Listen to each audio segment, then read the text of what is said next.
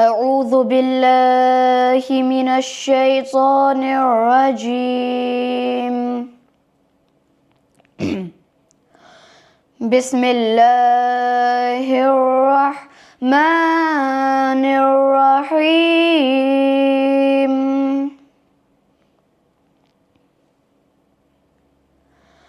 الرحمن علم القرآن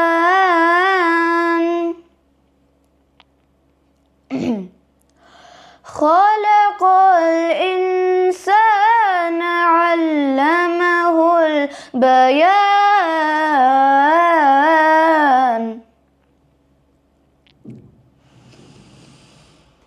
الشمس والقمر بحسبان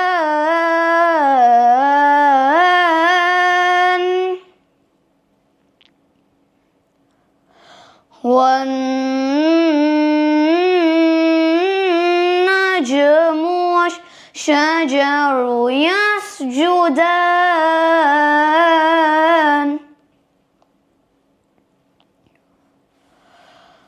الرحمن علم القرآن خلق الإنسان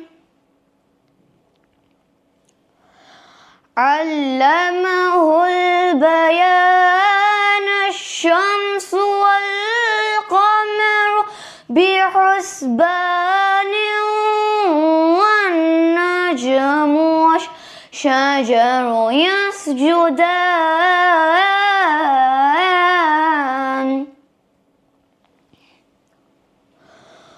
والسماء رفعها ووضع الميزان ألا تطغوا في الميزان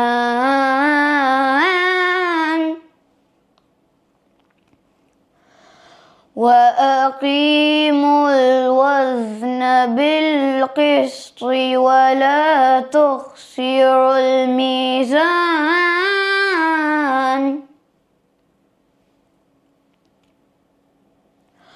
والأرض وضعها للأنام فيها فاكهة والنخل ذات الأكمام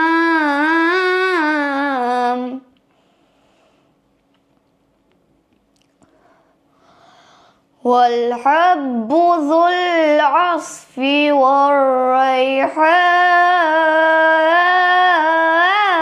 والريحان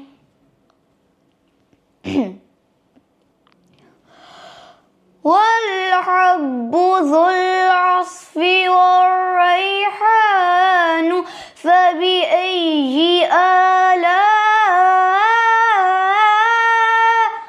ربكما تكذبان.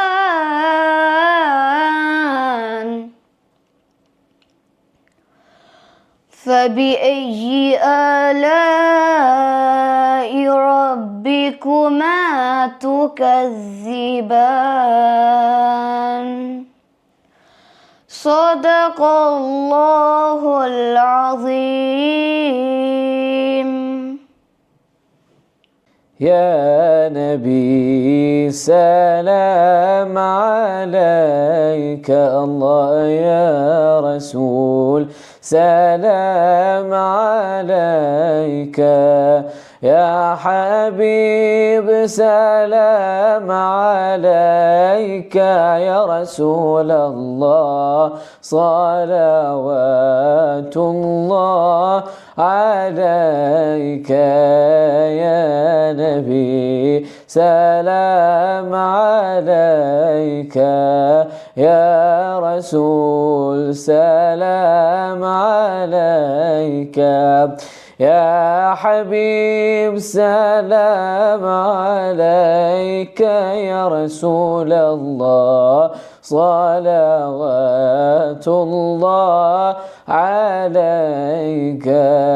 طلع البدر علينا من ثنيات الوداع وجب الشكر علينا يا رسول الله ما دعا لله داعي يا نبي سلام عليك يا رسول سلام عليك يا حبيب سلام عليك يا رسول الله صلوات الله عليك يا حبيبي يا محمد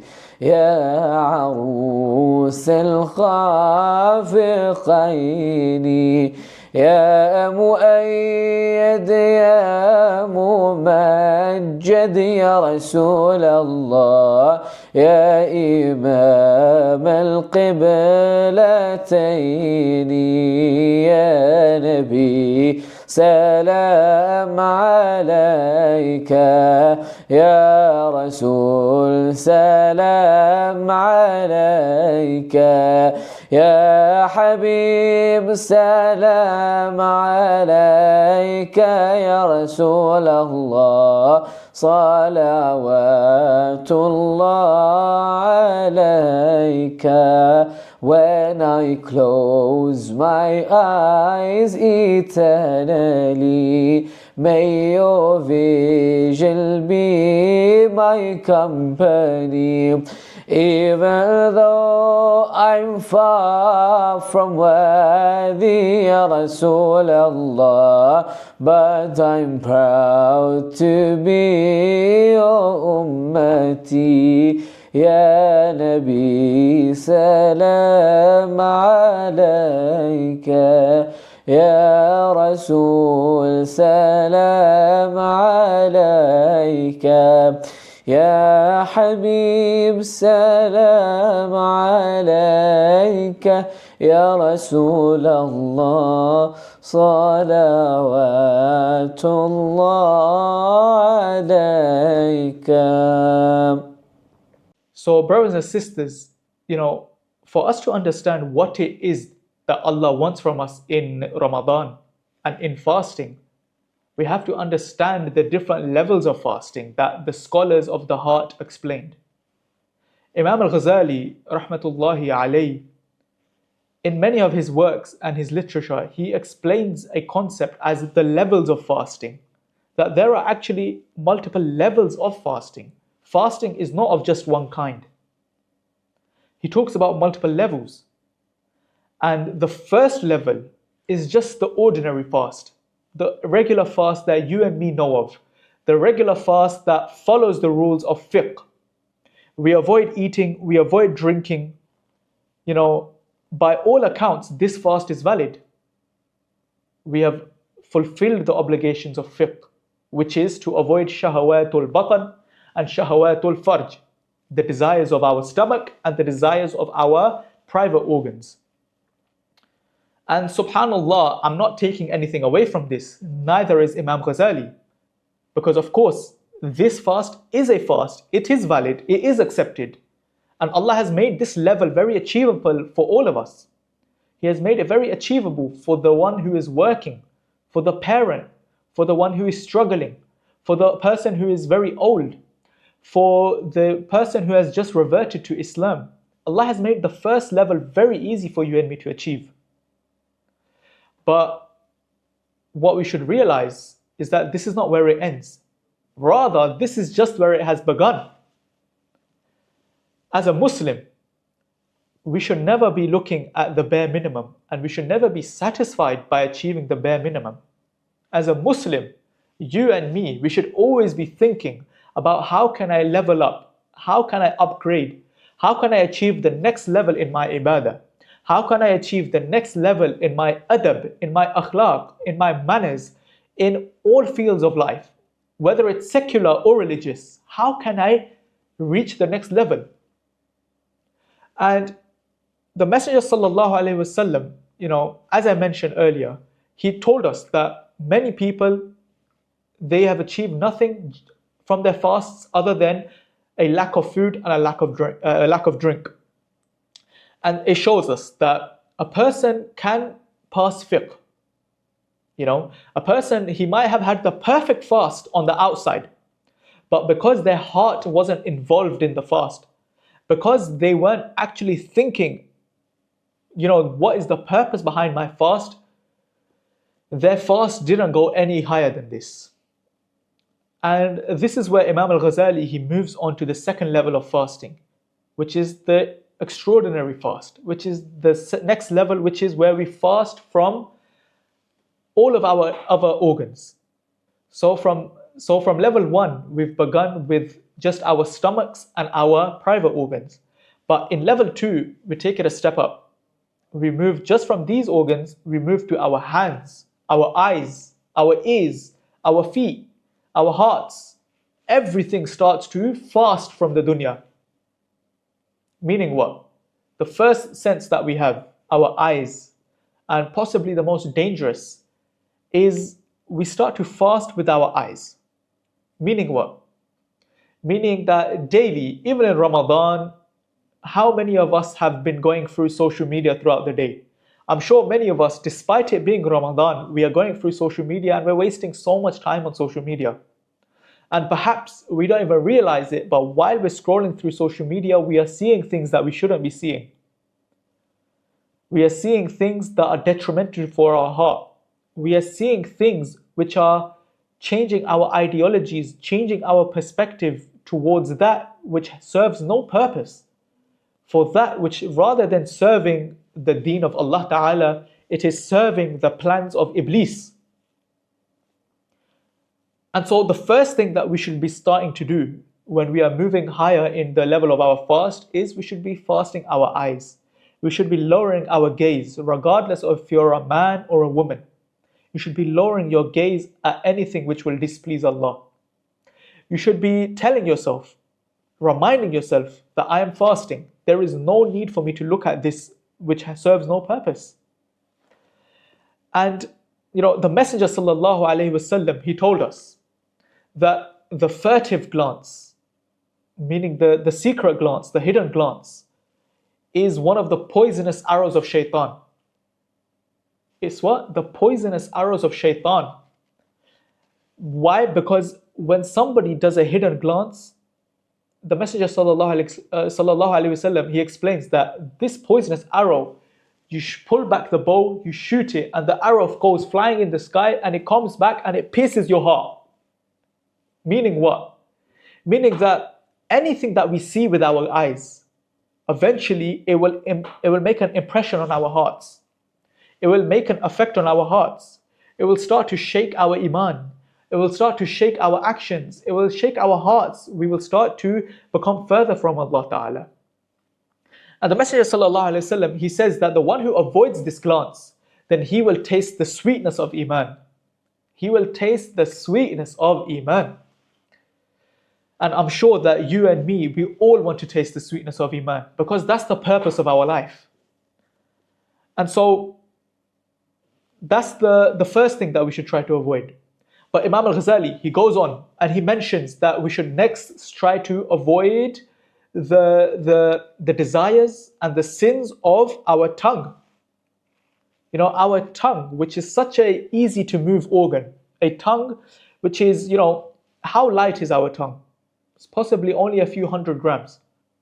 But the danger of the tongue is so far beyond that what we can imagine. It can destroy families. It can destroy homes, societies. All of that can be destroyed with our tongue, which is why the Imam al-Ghazali, and from the teachings of the Messenger sallallahu alaihi wasallam, we can learn that we should always protect our tongues, especially in Ramadan. Abu Hurairah radiallahu anh, the great companion, he reports that the Messenger sallallahu alaihi wasallam, he taught us that fasting is a shield for the mu'min. It is a shield, a physical shield for the mu'min, which protects us while we are fasting. And the Messenger sallallahu alaihi wasallam, he tells us that as long as you don't damage it, it will continue to protect us. And then he was asked, Ya Rasulullah, how can it be damaged? Where Nabi sallallahu alaihi wasallam, he replies, he says that it is damaged by backbiting and by lying and dishonesty. You know, think of it for a second. How many of us, even in Ramadan, we are still lying, we are still backbiting, we are still being dishonest in the month of Ramadan. We're not really appreciating the month of Ramadan. We're not understanding what the point of Ramadan is, the point of fasting is. Because the Messenger sallallahu alaihi wasallam taught us throughout his entire life that Ramadan is the best of months, and that this is the month where we can earn Allah Ta'ala's forgiveness. And if we don't earn His forgiveness in the month of Ramadan, then when will we ever earn Allah Ta'ala's forgiveness? This is what the Messenger sallallahu alaihi wasallam says. And so we can understand from this, by our eyes and our tongues, that both of these organs could have been used to praise Allah Ta'ala, in the dhikr of Allah Ta'ala, in salawat of the Messenger sallallahu alaihi wasallam. But because we have wasted our time, we are not earning the forgiveness of Allah Ta'ala. And then Imam Ghazali, he goes on and he mentions that there is also fasting of the ears. Fasting of the ears is such a thing where at first mention you won't realize what I'm talking about. We won't realize what fasting of the ear really means. But when we understand it in context of the hadith of the Messenger sallallahu alaihi wasallam, we really understand how dangerous even our ears can be for us. Because the Messenger sallallahu alaihi wasallam, he teaches us that even the person who is sitting in a circle amongst liars and amongst people who are swearing and people who are backbiting, simply by sitting in their circle and not telling them to stop, and not telling them to change their ways, or even just leaving that circle, by you participating and listening in that circle, you are one of the participants of that sin. You are one of the people who is participating in that sin. And this should also be a wake-up call for all of us, that we should reflect on who our friends are. We should reflect on the company that we're keeping. We should reflect on who is surrounding us. Because if those people are disobeying Allah Ta'ala, and we don't either A, leave the circle, or B, stop those people physically, then by the words of the Messenger sallallahu alaihi wasallam, we are participating in that sin. And then we go on to the fasting of the limbs. Now, fasting of the limbs, it's not simply avoiding the things that you shouldn't be doing with your limbs, such as, injustice, such as obviously hitting another person. It's not simply that. Fasting of the limbs is also avoiding not doing the things that you must do. What do I mean by this? Salah on each and every single one of us is a fard. Our 5 daily salah is a fard upon all of us. And what is the point of us fasting if we're not even doing our 5 daily salah? Now, by all means, according to fiqh, our fast, it might be valid. On the dunya, no qadi can come up to you and say that your fast is invalid. But when you stand before Allah Ta'ala and He asks you that, Ya ibadi, you fasted all day. You avoided eating and drinking all day. But you forgot, or you just didn't pray all day. You had 5 prayers that I commanded you to do. And those 5 prayers are worth even more than our fasting. Why did you not pray? What response will you give your Lord? What response can you seriously think to give to Allah Ta'ala? There is no response. And this is what Imam Ghazali is trying to get at. The core of the matter is that we are, by completing one fard and missing a different fard, this counterbalances each other. And at the end of the day, you've achieved nothing. Imagine it like this. Imagine a person, throughout the day, he is building a house, okay? You have a house, you have 4 walls and a roof. Now pretend that the four walls and the roof are your 5 daily salah, and you are fasting throughout the day. Now while fasting, you have missed Fajr. And missing Fajr, you have just demolished one of the walls of the house. By missing Dhuhr, you have destroyed another wall. By missing Asr, you have destroyed another wall. By missing Maghrib, you have destroyed another wall. And eventually, by missing Isha, the roof also crumbles down. What sense does it make for you to have a house and demolish it one by one? And this is the analogy we can use for fasting. What sense does it make for us to fast all day, but then miss our 5 salah? And so, these are major sins that all of us need to try to avoid as well during fasting. It's not simply the fact that we are fasting all day and avoiding eating and drinking. We should also be avoiding all of these other major sins that many of us won't even think about. And then when we get to the time of iftar, we've been very disciplined all day. We have avoided eating and drinking. We have controlled our desires all day. But when we come to the time of iftar, we have thrown all of our discipline out of the window and we start munching on all of the samosas and the pakora and the desserts and everything. And now we are bloated on our beds. We are bloated sitting on the sofa and we're wondering, we're so full and we don't even want to move. But, this is also nonsensical because we have just trained all day how to control ourselves. But then you've let go of your self-control at the time of iftar. And then when you go to the masjid to pray Taraweeh later on, you realize that now all of a sudden you can't really focus. Your stomach is hurting. You're feeling really sick. You're feeling really sleepy as well. And not just that, you start to... Another thing that I personally have an issue with is when people come to the mosque and they start burping really loudly. They start to burp and then the smell starts to waft throughout the rows. And the Messenger ﷺ forbid that. When a person ate garlic, he told that person to not enter the mosque, to not come to the mosque to pray, because the smell of the garlic will start to waft in the masjid. And the same analogy can be used here, that we should not be overeating. We should not be eating so much that we start to feel, first of all, we feel sick. We don't want to stand in the rows for Taraweeh. We feel really tired in Taraweeh. And also that we start to really burp loudly and disturb other people in the Salah. After this level, Imam al-Ghazali moves on to the third level. The pinnacle of fasting. The highest level of fasting. The fasting of the entire heart and soul from everything that distracts you from Allah Ta'ala. And what is this type of fast? This sort of fast is that at all moments, at every single second, you are only remembering Allah Ta'ala, the one who created you and me. At every single moment, there is not even a single thought in your mind, in your soul, in your heart, other than Allah Ta'ala.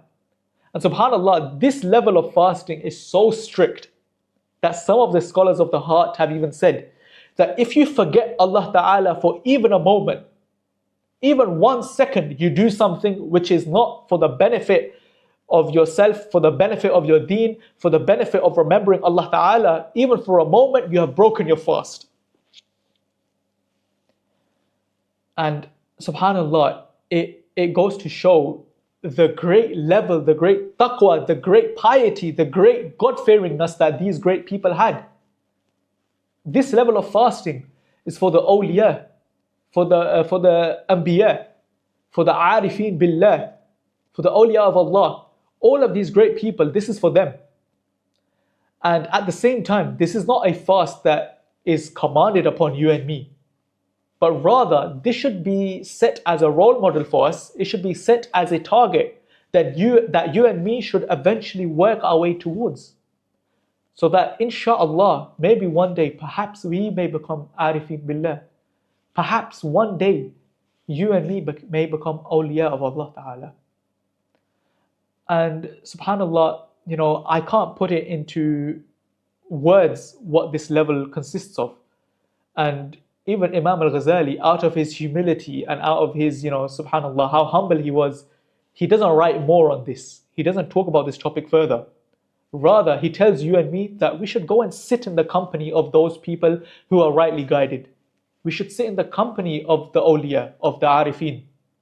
Because by sitting in their company, by attaining blessings from their company, by looking and observing at every single thing that they are doing in their lives, we can start to learn and we can start to benefit and we can start to understand what it is that this level is truly about. So, subhanAllah, this level, what does it mean? Something simple that we need to understand is that this level doesn't mean that we start neglecting our families, we start neglecting our social lives. Because the religion of Islam isn't here to make us, monks living in the mountains away from society. Because if that was true, then our Messenger sallallahu alaihi wasallam would have lived his entire life in the mountains. Rather, the point of all of this is that we take the wisdom behind it and we apply it in our lives. We apply it within our families, in our communities.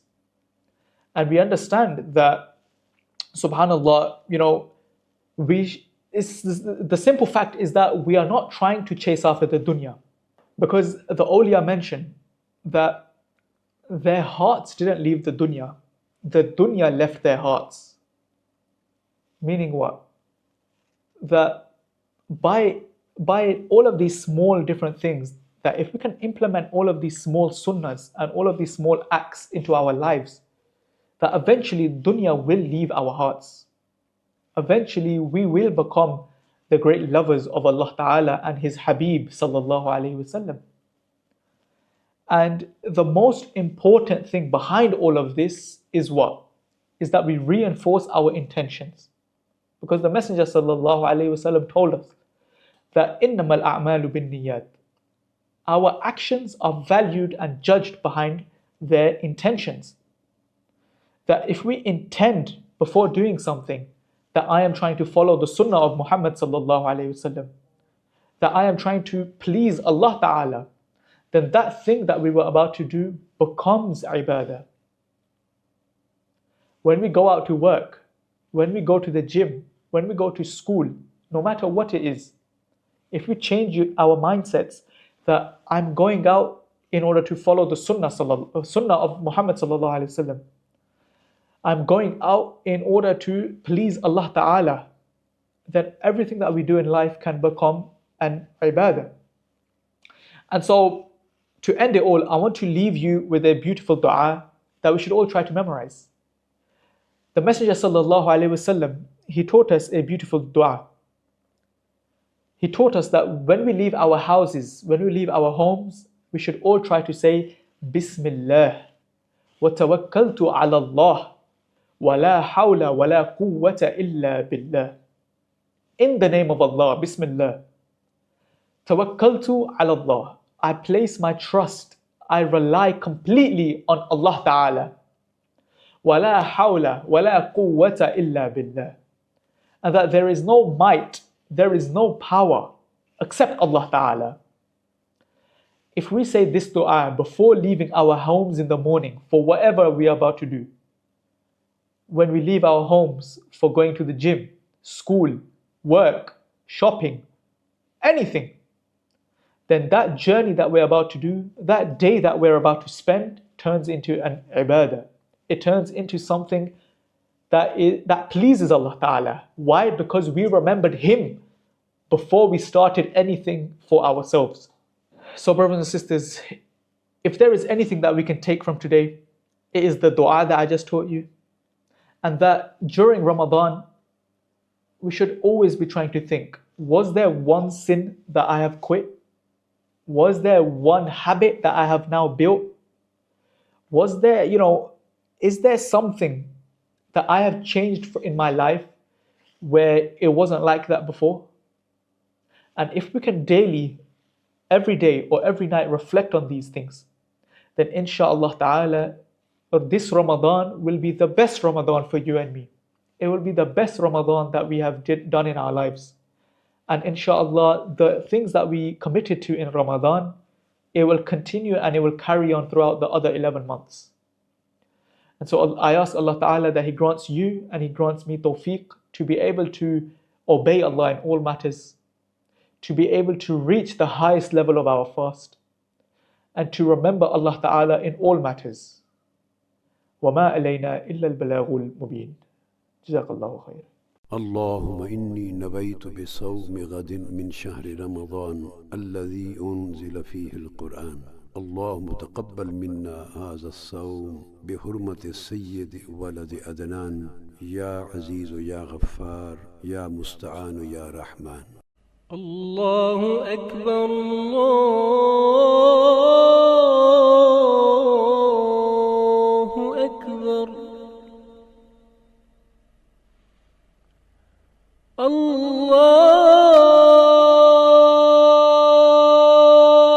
الله أكبر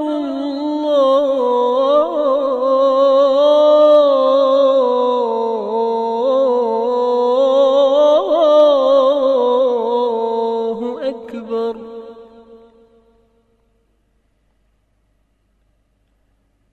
أشهد أن لا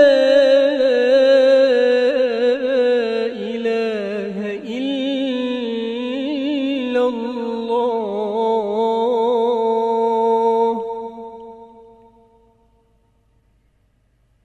أشهد أن لا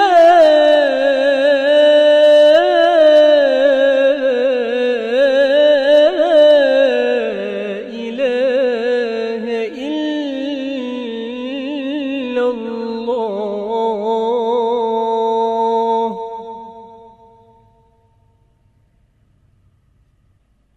أشهد أن محمدًا رسول الله.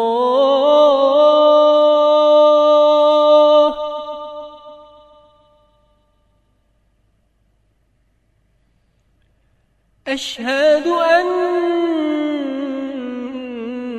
محمدًا رسول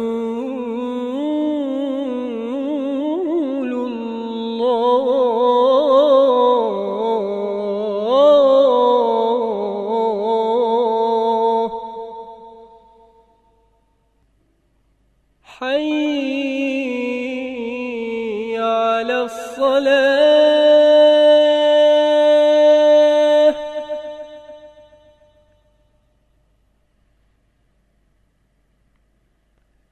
حي على الصلاة.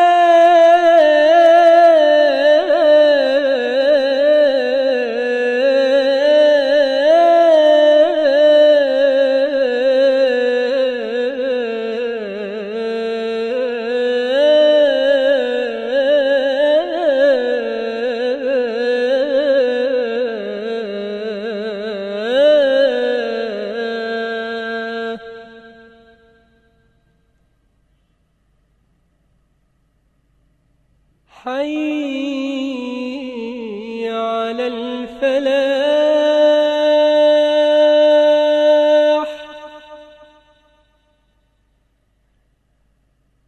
حي على الفلاح.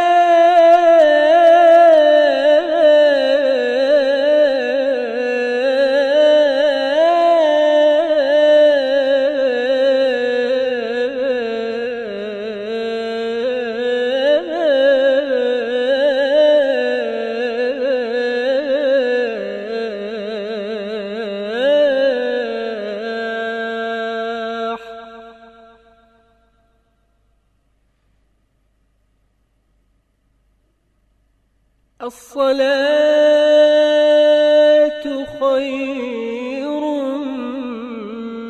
من النوم.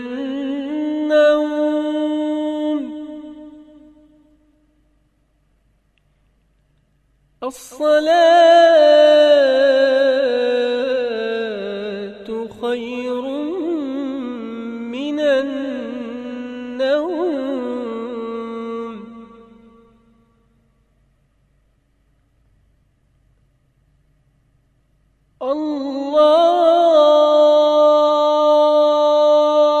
الله أكبر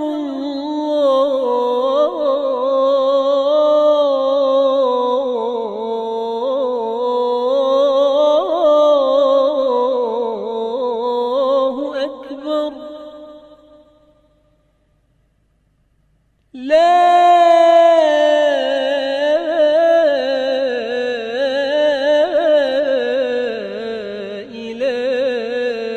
إلا الله.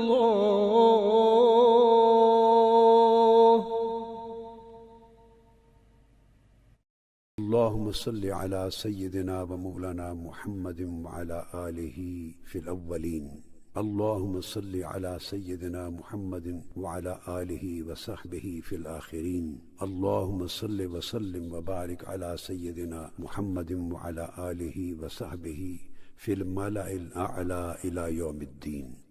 اللهم رب هذه الدعوة التامة والصلاة القائمة آت سيدنا ومولانا محمد الوسيلة والفضيلة والدرجة الرفيعة وابعثه مقاما محمودا الذي وعدته وارزقنا شفاعته يوم القيامة إنك لا تخلف الميعاد.